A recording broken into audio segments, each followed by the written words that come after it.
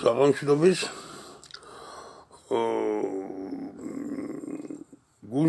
გუშინ ქონდა ცოტა ისეთი ექსკურსი ქონდა თანამედროვეობაში ეგზორციზმთან დაკავშირებით, მაგრამ ეს ჩვენი ბლიც ჩართვები დავიწყეთ პრეკონსტანტინოპოლისა და ნიკეა კონსტანტინოპოლის საკითხებით და დღეს გუშინ როგორც დაგკვირდით, ამით გავაგრძელოთ.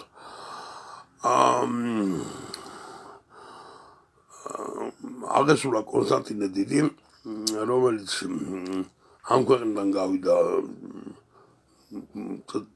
იგივე იმპერატორის წარმართული წოდებით, პონტიფიკუს მაქსიმუსით და დადგა დრო თეოდოსი პირველის დრო დადგა. თეოდოსი პირველის შემდეგ კონსტანტინე დიდი წმინდანად არის შერაცხული, თეოდოსი პირველი წმინდანად არის შერაცხული და მათ შემდეგ თეოდოსი პირველის შემდეგ არის იმპერატორი არკადი, რომლის ცოლიც არის ევდოკია, იმპერატრიცა, იმპერატრესა და ზუსტად ამ ეპოქაში ცხოვრობენ ბასილი დიდი, გრიგორი ღვთისმეტყველი და იოანე ოქროპირი. და ხდება რა, ამ არკადის ცოლმა ევდოკიამ რაღაც ამოითვალწუნა ჩვენთვის დიდად პატივსაცემი წმინდანი იოანე ოქროპირი. და იოანე ოქროპირის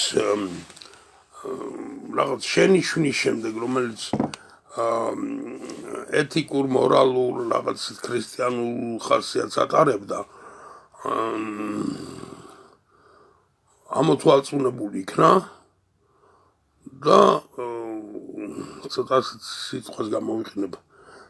ევდოკიას კაპრიზების გამო და ევდოკიას ინიციატივით აიყოლია მან თავისი ქმარი იმპერატორი არკადი, რომელიც წმინდანად არის შერაცხული და ამ წმინდა იმპერატრიცამ ევდოკიამ აიყოლია არკადი და დაიწყო იოანე ოქროპირის დევნა. და ძალიან ბევრი ტანჯვა გაიარა იოანე ოქროპირმა და ამ დროს არც ბასილი დიდი არ იყო საუკეთესო პირობებში და მდგომარეობაში და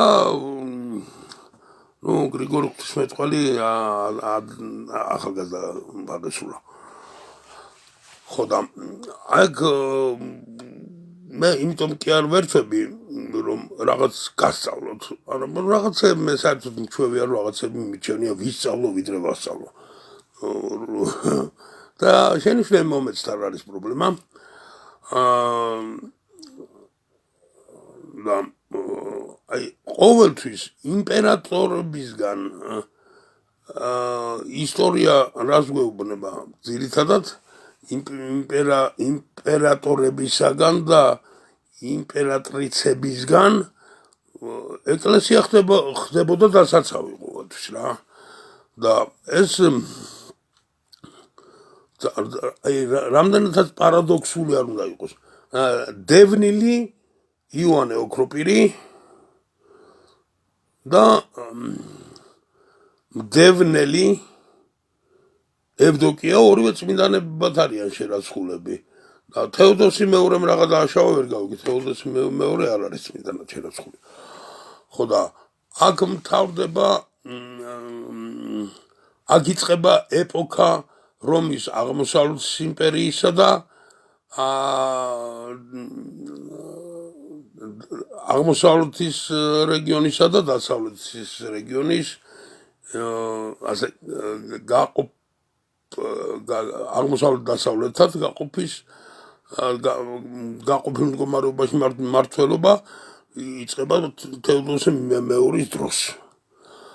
და აქ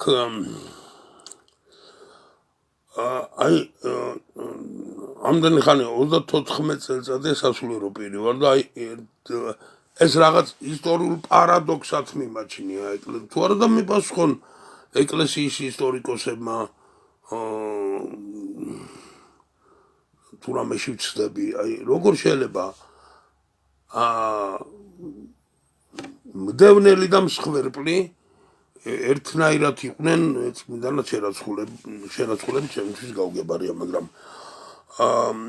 ამ საკითხებში კარგად რომ გავერკვეთ მაშინ საეკლესიო ისტორიკოსის კარტაშოვის ანტონი ერქვა მე მგონი წინა ბლიც ჩართვაში აღვნიშნე რომ თარიღები და საკუთარი სახელები ჩემი სუსტი წერტილია და ნუ ისარგებლებს ამ ჩემი სუსტი წერტილით ну შეგიძლიათ ისარგებლოთ კიდეც არ არის პრობლემა ანტონი კარტაშოვს აქვს ასეთი აკადემიური ეკლესიის ისტორიასთან დაკავშირებით დაწერილი სუქანაძე გნია სილენსკის საბორი გაეცანით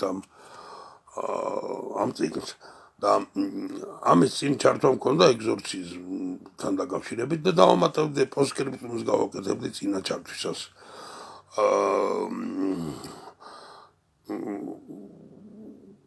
კვეთებულს რო ვეძახით აქ ძველი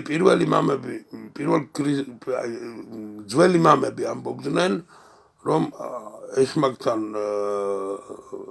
ეშმაკის დუელში გამოძახებაო კვეთებულის საკითხვაო ხო და ეხლა ასე დასკვნა კეთდება რა პირველ ძველ მამებს დიდ მამებს უჭირდათ კვეთებულის კითხვა და ეხლა ასეთი რაღაც იუმორისტულად უყურებ რაღაც ამ საკითხს ან ბოროტი გაკეთილშობილდა ან 21 საუკუნის ქართველი მამები სულიერად ისე გაძლიერდნენ რომ მათთვის სიძნელეს არ წარმოადგენს ბოროტი სულების დუელში გამოწვევა კარგით ამ დღევანდელ ჩართვას ამით დავამთავრებ წინა ჩართვის პოსტსკრიპტუმით და წაიკითხეთ კარტაშოვის სელენსკის საბორი და ძალიან ახლო მომავალში გავაგრძელებთ ჩვენ ჩართვებს უფალმა დაგლოცოთ მომიხსენეთ როცებში მადლობა